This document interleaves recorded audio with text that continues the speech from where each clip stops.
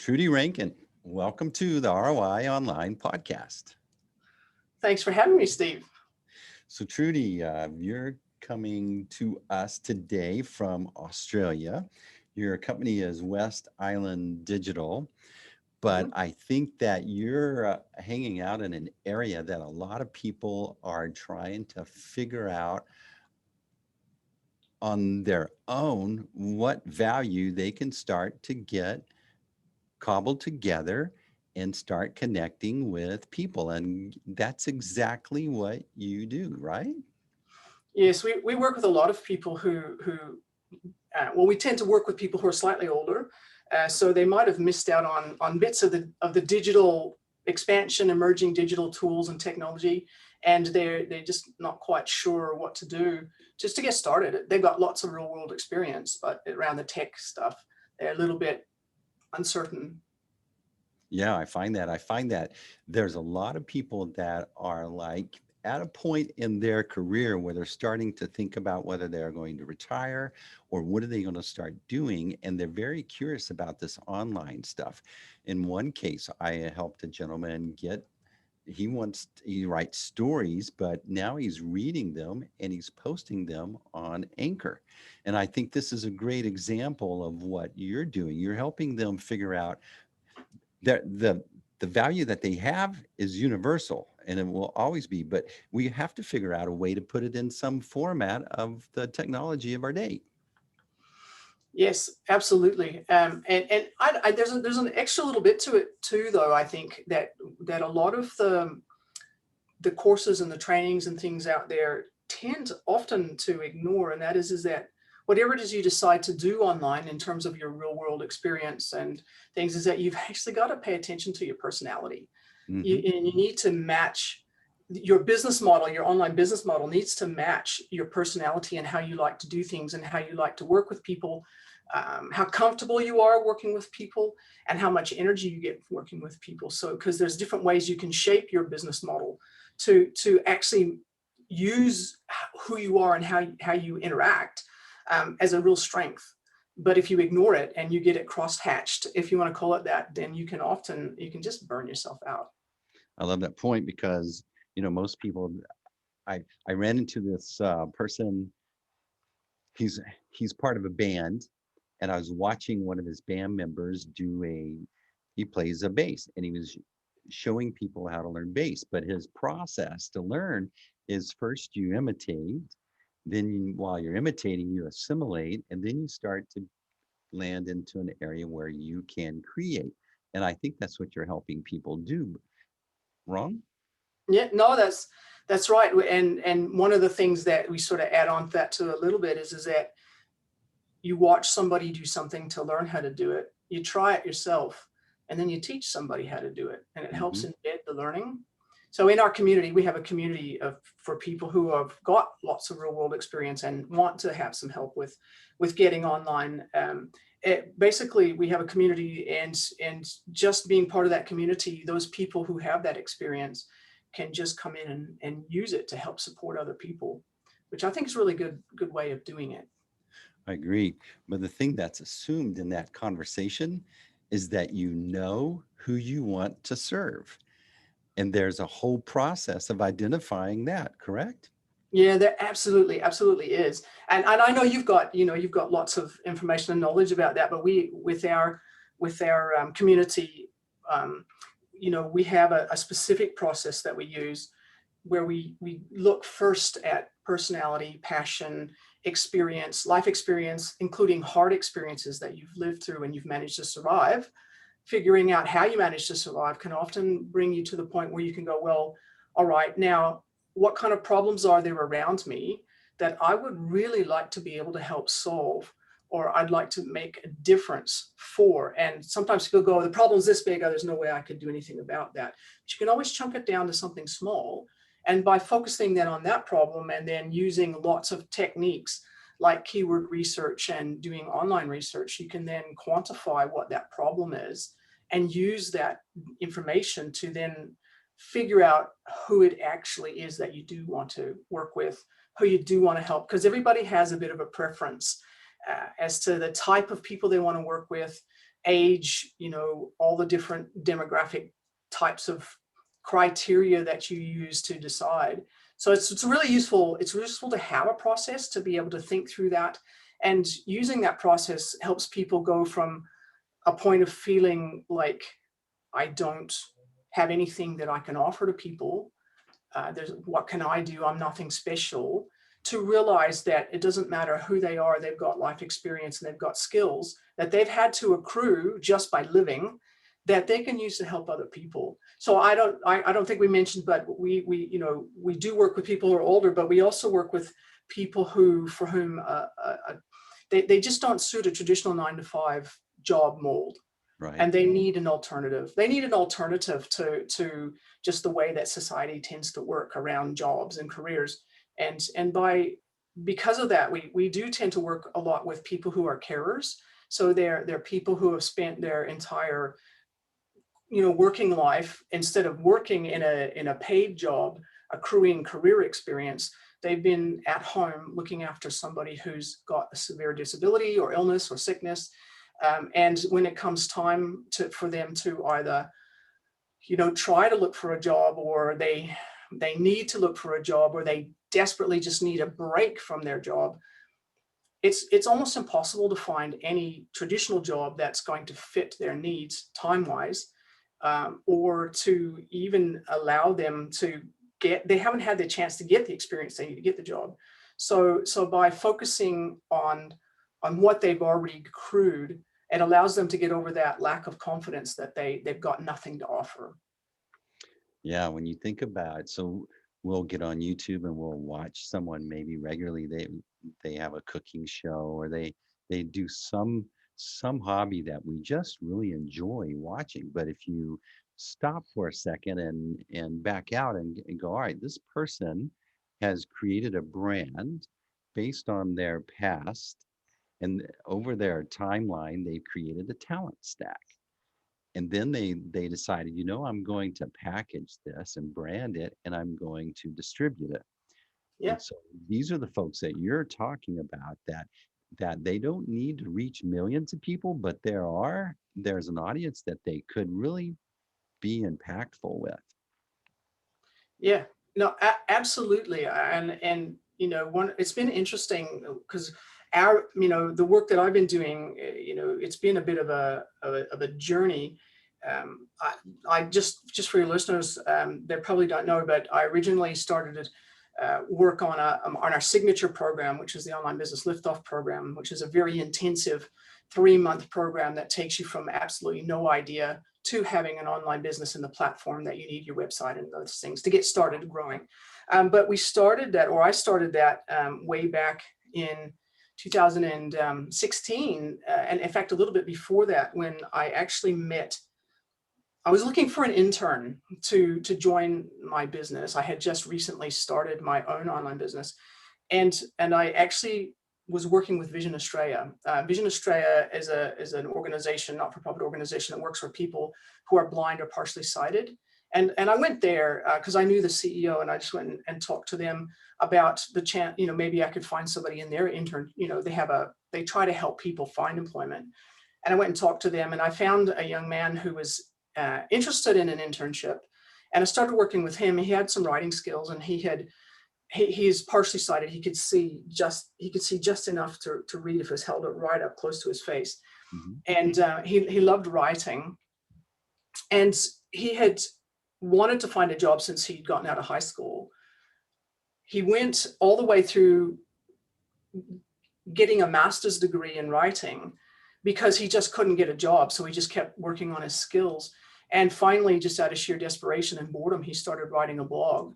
And he wrote, he had, by the time I met him, he'd written a number of blog posts.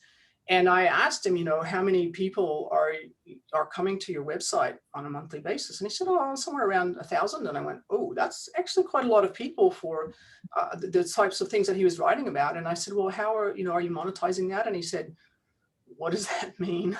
Yeah. I didn't know you could make money from that. And it just went from there. I helped him figure out how to monetize it. He now has an online business where he buys and sells antiques, and he does them up he creates videos of him doing up his antiques and stuff. So, but I took that realization that the internet world could help people like that actually have a different perspective.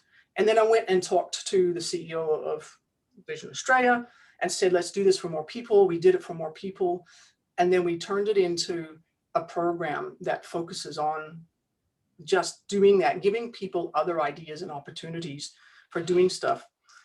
And just that process has allowed us to see very deeply the different needs of the different groups of people who, like I said, don't actually fit the 9-to-5 mold.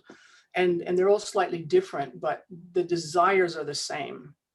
The desire for financial stability, the desire to make a difference in society, the desire to have something to do that makes them feel valued. And because even if I just come back to Shahan, who was the young man that I was working with, when he started earning his own money, just the way it changed the family dynamics and how he worked with his parents was actually quite significant. Like, he had a good family, it was a great family, great parents, but it just changed the dynamic. He became more adult, and it just leveled things out just a little bit. It's this kind of interesting dynamic. You think about that. What you're doing is, we have a lot of people that do have something of value to offer, but they talk themselves out of it, or maybe they're intimidated by the steps that they need to, or maybe they don't know the steps even that they can start to process and walk their way into something that's uniquely them and very valuable to an audience that would really appreciate it. Yes. Yeah.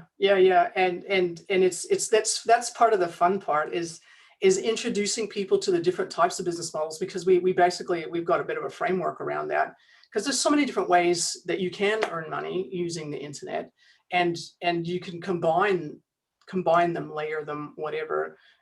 I'm sure you and your listeners know what I'm talking about, but for people who haven't been introduced to that or haven't thought about it that way, it actually creates quite an aha moment where they go, oh, actually, I can do that. And then you take that knowledge about the business models and you combine it with your personality, thinking that you've done about your personality, and then and the problem that you've been thinking about, and you do a bit of a triangulation to come up with your preferred problem that you want to help solve and your preferred products and how you want to help people. So it's really it's so much fun watching people just go, oh, I get it. I really want to do this, and it's going to be so much fun. So yeah, no, the people that are listening to this, maybe they haven't actually thought of themselves doing something like this. Maybe they've been helping others. Maybe they work in a position where they're supporting their business. But at some point, I think it's there in the back of their mind is, what is it that I should be getting out of this that's preparing me for what I'm really going to do in the future? What are give us an idea of the steps or the framework that you help people start to approach? So in terms of basically getting them to the point where they see what's possible, and then they start to work towards getting those skills. Basically, we use a combination of let's show you what's possible, get you to think about your own situation, and then give them some research, some stuff to do, some actions to take, researching, thinking, talking to people, going out and finding people who might be potential customers, talking to them, and then basically using that data, because we have a very strong focus on using your available information to make decisions about what you're going to do in the future. So basically helping people go from no idea to having an idea. We teach them about how to do keyword research to validate that. We help them learn how to set up their own website. And then we teach them all the skills around just the different types of marketing and how online marketing works, and how it's a little bit different to traditional marketing, because they're used to traditional marketing. And then we get them familiar with the online marketing approach, and then just help them practice, hone those skills. And so they can produce something, pop it into the community and ask for feedback, and they'll get a lot of feedback, because of the people that I have in my team are all people who actually have their own online business as well. So they have a lot of expertise that they bring to the table in helping people do that. But I'm sure you would have found as well that half the challenge is actually dealing with mindset, things. So, I'm not good enough. I'm not enough. I don't know enough. Who's going to listen to me? I'm not an expert. Pardon me. And we just keep reminding people that if you are 2 steps ahead of somebody else, they're going to be really grateful for your assistance, because somebody who's 10 steps ahead of them is too far ahead. They can't see, they can't imagine or visualize how they could even possibly get 10 steps ahead. They need somebody who's 2 steps ahead. So if you're 2 steps ahead, you're so much closer to the problem, so much closer to the language, so much closer to the mindset issues, that you have so much more chance of helping those people than somebody who's way ahead. So that's something to remember. I think that's really, really, really important.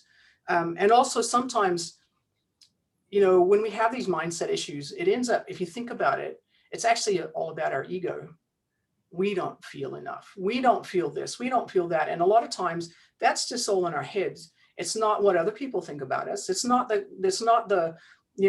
thoughts that are going through their heads. They're looking at you and going, wow, how can I get to where you are?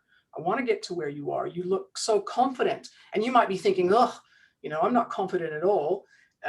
But in reality, you are. You've got a lot more experience than they have. So just that, just the mindset side of things is the biggest cause, I think, of failures in online businesses. People just give up. And if you give up, failure doesn't failure until you give up. If you give up, then you're done. We're talking today with Trudy Rankin. Her company is West Island Digital in Australia, and she sets up communities to help you go from I don't have an idea, or maybe I have an idea, to you really have a process and a framework to follow through to start to realize your unique talent stack and the value it can offer to others and how you can start to market it. Trudy, tell us an example of another success story of someone that was like really pushing back on what they had to offer, and then 6 months later, we had someone that was a totally different person. I could give you lots and lots of stories. It's just like, where can I start? We've got one person who she's a carer. Her husband is quite disabled, and of course had to stay home because of that, and she had her own health issues and stuff. And she started out on one of our programs and ended up having to quit because of her health issues. And then, but she didn't give up. She actually joined one of our later programs. And when she joined the later program, it was like she was more ready for it. And she went through all of the processes again, all of the thinking again. And she chose a completely different idea this time to the one she'd chosen before. And it was much more suited to her. But she said, look, this idea popped into my head the very first day of the second time through. She said, no, I don't want to do that. I'm not going to do that. No.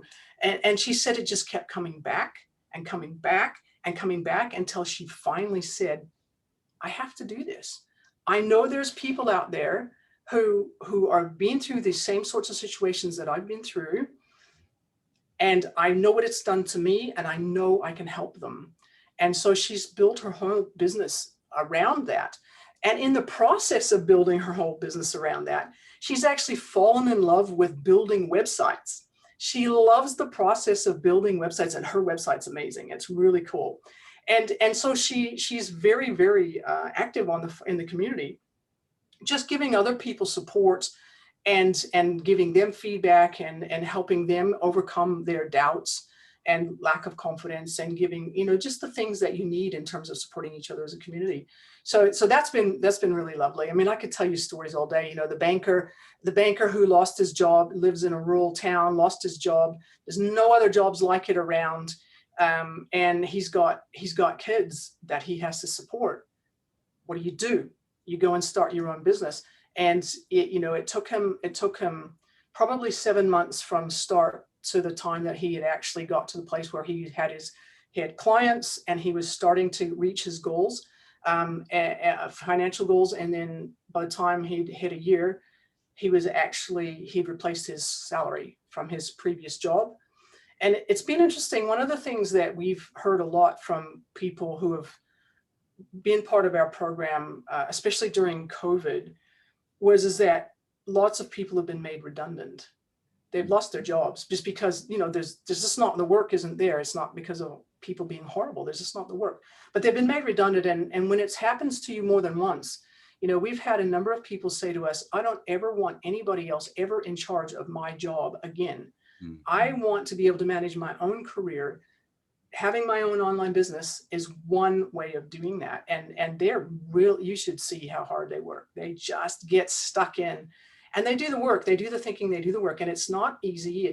We tell people at the beginning, this is not a get rich quick scheme. This is hard work. But people are willing to do it because they can see the value and they have these goals of being able to be self-sufficient, which I think is important. But anyway, I could tell you lots and lots. We've had people who have been homeless who've done the program, and it's given them confidence that they had never had before. Just to be able to keep going. It doesn't solve their problems. People still have got issues and anxieties and things like that, but it gives them hope, gives them opportunities that they know that if they apply themselves, that they have this alternative that they can put in place. And I think that's kind of, hope is probably the one thing that matters the most to people, no matter what their situation is. If there's ever been a time that this is so applicable, it's now.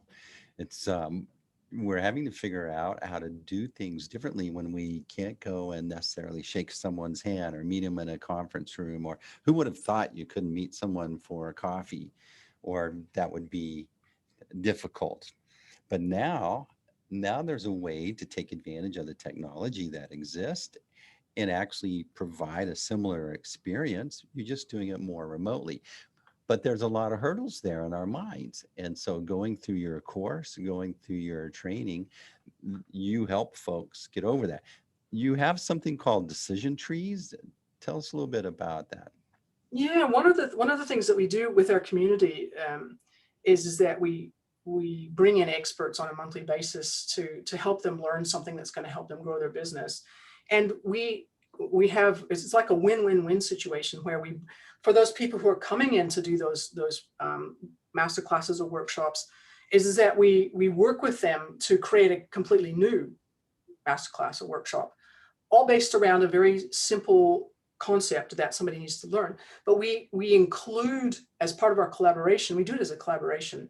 As part of that collaboration, we actually create what we call a decision tree or a diagnostic quiz-like tool that actually then, by take your framework for what people have to learn, you turn it into a series of questions, you build those questions into a tool that has branching logic in the back end. So it's like choose your own adventure. How you answer the question determines where you end up. And then at the end of answering those questions, you get given a visual representation of the outcome of those answers that you gave. And so it gives you an aha moment that lets you realize where you are in terms of this thing and the next steps you need to take, just the next little steps that you need to take to actually move you from here to here. And it's really, really, really very effective. And one of the things, the decision trees are the diagnostic quiz tools. Those are my things that I really love, because I love the process of helping somebody take that knowledge that's in their brain, turn it into a framework if it's not already in a framework, or but if it is in a framework, take that, turn it into questions that are then become very effective in creating that aha moment. That's very fun. That is a fun thing to do. So yeah, and also the what I haven't mentioned is that those decision trees actually, as people answer those questions, you end up with this data set that allows you to look at it in a meta kind of way, that then lets you look through and see, well, what is it that people are actually challenged by? Where are they struggling? What are the things where you can see that if they had some help there, they would be able to make progress a lot faster or be more efficient, or their results would be better. And then you can use that information to create more products and services that are going to help people. So it becomes this really lovely cyclical thing where we help people create knowledge that gets turned into a masterclass. that then helps our people in our community grow their business. And then the people who we've collaborated with to create that masterclass can take that masterclass webinar and use it to serve their customers. It gets popped up on their website, becomes a beautiful lead magnet, or it becomes an evergreen webinar that they can charge for. It just works really well as a concept. But it's all built around the idea that you need to understand where people are and then give them an aha moment that helps them move forward. You use the data that you collect to make decisions about what you're going to do. So you end up saving yourself a lot of time and effort, and you stop yourself from wasting energy working on stuff that people don't care about, doesn't really matter, isn't going to make any impact on them. So that's kind of how that all kind of fits together. But it's a fun part of the business. We see this big trend right now. I bet most people listening have maybe considered, at least if not participated into a free online course or masterclass or online conference. But imagine that, how did they come up with that master course in the first place? If you were to deconstruct it and walk backwards, you would see that this person is not unlike you, and probably was thinking, had this nagging thought, you should do something like this. No, who am I? But they actually started to venture into it. Well, if you knew there was a process, a framework to follow, then it would make this actually a lot easier and less intimidating on how you're going to make it from scratch in the first place.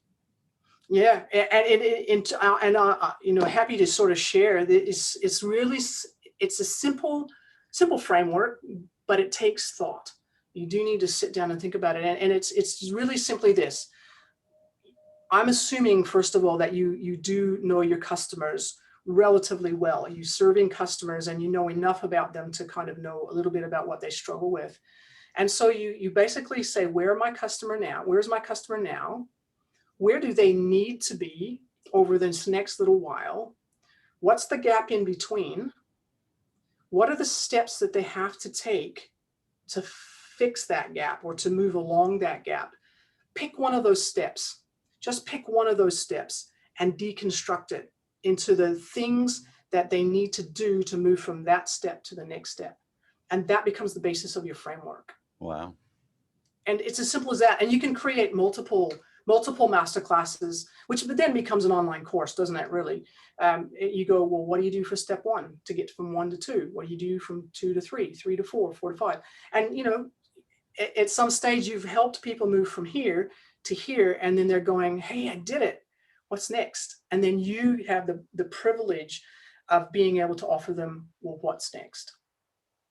Yeah, I love that. I realized that the folks that are really enjoy the process that we take them through, there's a transformation. You're describing what is the transformation that your potential customer seeks. And if there's an educational component in it, they really love the experience. And so you're moving them from one state that they don't want to stay in to an aspirational state. This state that they picture themselves in, they just need to figure out where to step on the rocks to cross the creek, so to speak. And that's what you're providing, or step here, and step here. Yes. Yeah. And how wide the step is, and, avoid the alligators along the way, etc. Where did you get inspiration for this? Obviously, it was in your mind, you saw a success or something, but one day you really got convicted that you needed to embrace this and move with it. Well, it's interesting because, you'd think that people who have done sort of online business for a long time, everything. Well, absolutely, you don't know everything. There's too much to have to learn. And we had done our online business liftoff program. We created it. We're running it successfully. We have government funding to run it. And we've put quite a few people through the program. And now we have our community. And when I first started my business, I worked in a shared office space, and I met another crowd there, a marketing crowd they were just getting started at the same time. And I didn't work with them then, but later on, when we got to this point where we're kind of going, okay, now what's next for us? I went back to them and I said, let's work together. And they put me through this thinking process, which because I've done because my background is chief information officer, and I've worked in senior management roles, and I know a lot about organizational development at the big scale. And so I had read Blue Ocean Strategy as a book, and you basically want to try and differentiate yourself from the competition, etc. But there's a thing called a value curve exercise as part of that. And I won't go into the details. I'm sure people know about it, or if they don't, they can check it out. It's worth reading as a book. But they put me through this hour and a half process and asked me lots of questions. And at the end of it, I looked at what they had really up on the board, on the whiteboard, and I went, the problem we have is that we have this amazing program. It works. We have proof it works. We have testimonials. We have amazing success stories. Does anybody know about us? No, they don't. Why is that?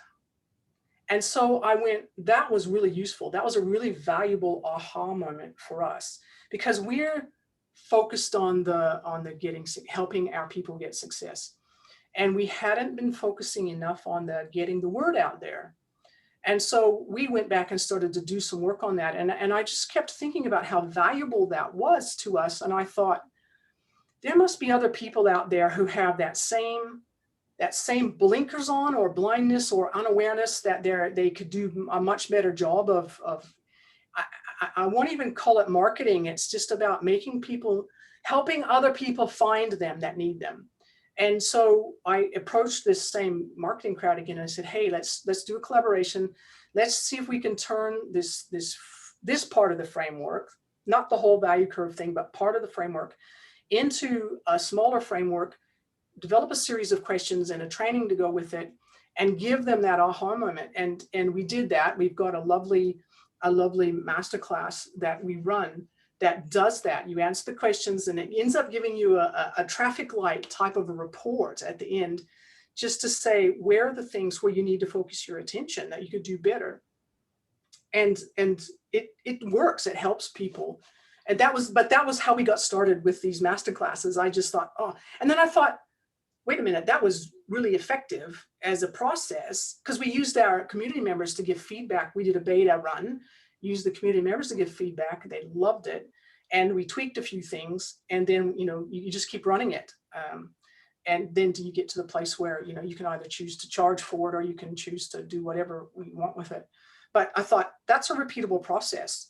And so we started just doing that, rinse and repeat, rinse and repeat, rinse and repeat. When you find, the way I figure out who I want to work with is, I find people who have expertise that my community members need.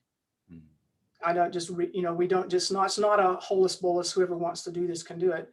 It's got to be expertise that we need for our members. And we've had some amazing masterclasses, and we've got a whole bunch lined up. The whole year is just about booked out. So it's really great.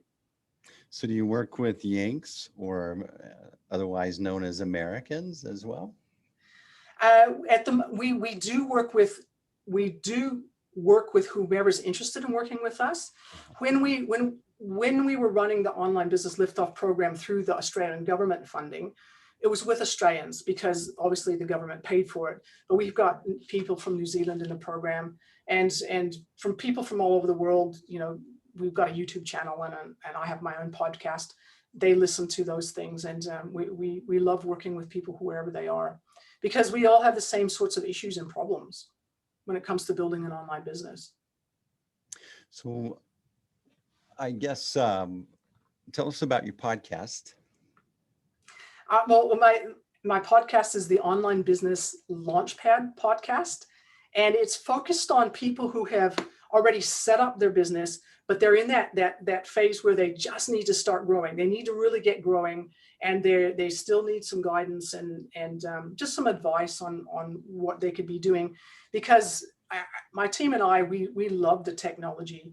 We really enjoy working with the technology, so we can help with the technology. But what we talk about in the podcast, because you've been on yes. My podcast, we talk to people who can help people who are in that phase. They're in the growth phase, or they're people, as I said, people who have got lots of real world business experience, and they just need a little bit of advice on what to do with the tech, on how to think about funnels. Most people haven't been introduced to funnels, even though they might have been marketing in a bricks and mortar business. But anyway, introducing them to funnels and the different types of technology and the things that they can do to run their business successfully, whether it's a bricks and mortar or whether it's a regional or a local based business. I think everybody can always use tips about, how to improve, how to help other people find you. I think that the problem is, we think, oh, if I can just get this little piece of technology implemented, then everything will be okay. But what I like about what you're doing is you're offering more of a comprehensive framework to help you walk through the processes. Let's figure out where your best value is. Let's figure out what your ideal market or avatar that you want to serve. And then let's figure out a course that you could start to offer and put it into what tools. That's huge if you think about trying to figure it out yourself when you're not familiar with all of these things, especially in this new age that we find ourselves in. And people aren't stupid. They just need a little bit of advice, need somebody to point them in the right direction, and they can figure it out. A lot of people don't feel confident about the technology, but by the time they've been through the whole process and they've had to practice and practice and practice, they get to the place where they are much more confident. And that's one of the services that we offer as part of our community is that we have tech support hours. And so if people have a tech question, we've got people who can just help them figure it out. Because sometimes, it's interesting. It's one of the things I discovered, even in my own journey, is that when you're starting out and you're still kind of finding your way, little tiny bumps can become absolute, mountains, and they can stop your momentum cold, and you can lose a week, 2 weeks, 5 weeks, 2 months. And before you finally figure it out, or you suddenly realize you could have asked somebody and whatever.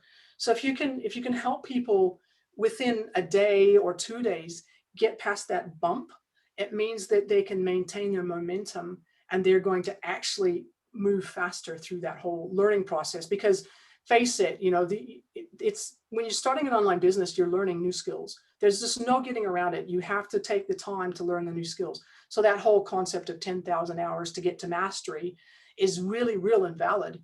And we promote the idea that you need to try to do all the pieces once, at least once, so that you know what's involved. So that but once you get to the point where you can go, I hate doing this, I need somebody else to do it, you can find people that aren't BSing you, because you know what's involved and you can actually tell them what you need in language that they understand. We're talking with Trudy Rankin from West Island Digital out of Melbourne, Australia. Trudy, what's the one question that nobody ever asks that you wish they would, that you'd love to answer? Ooh, the one question.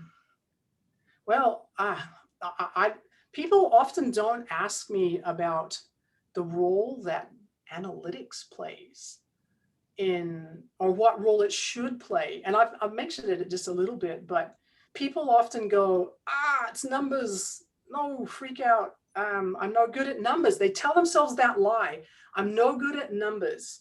And the reality is that you don't have to be good at numbers. What you have to be good at and able to do is turn those numbers into a story.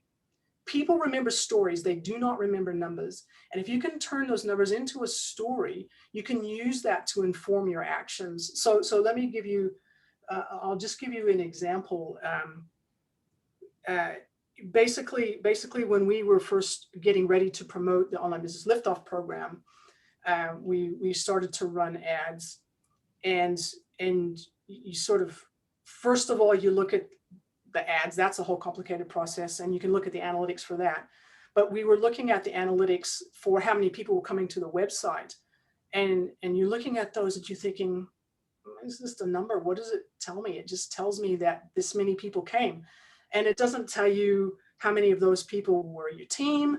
It doesn't tell you a whole bunch of stuff. And so we had to learn to figure out how to look at our analytics in a way that went, hang on, wait a minute. Let's just ignore that number you see at the first. Let's go look at that diagram that looks like a pie chart, and let's just see what percentages are coming from where. Once we figured out who's coming from where, then we can really focus our efforts on that area and increase it. Or if we want to improve another area, we can focus on that area and improve it. So, search, social media, is it coming directly? Are people typing the URL directly into your browser? Things like that. And so by doing that, it helped us save time. It helped us save time and money by learning that skill of being able to turn the numbers into a story and then applying that knowledge to our actions. And I think that that's an underrated skill set. And there's no reason why people can't actually learn how to do that. And they can learn how to do it relatively quickly if they just lose that thought of, I'm no good with numbers. Right. Excellent. Trudy, what's a best way to connect with you if someone wants to explore maybe going through your masterclass or figuring out how they can design a masterclass themselves? Yeah, sure. So if they're interested in a masterclass, they can contact me via my LinkedIn profile, connect with me on LinkedIn, and tell me in the little note that you're interested in that, because I like it when people try. It's about developing relationships. It's not, I think that's really good. Or if they're interested in our community, they can go to onlinebusinessliftoff.com. That online business liftoff is all one word, .com, and basically just check out our community. But the masterclass one, at the moment, we're just getting our West Island Digital website redone. So the best place to go to connect with me, because we only do a few. We don't do lots of these masterclasses because they're very intensive and they take a while to develop. But go to LinkedIn to Trudy Rankin, and you'll be able to find me and just connect with me there. Trudy Rankin, onlinebusinessliftoff.com. I love that. I love what you're doing there. Some excellent stories. Trudy, you've been an awesome guest on the ROI Online Podcast. I appreciate you. Oh, thank you for having me. It's been fun. All right. And that's a wrap.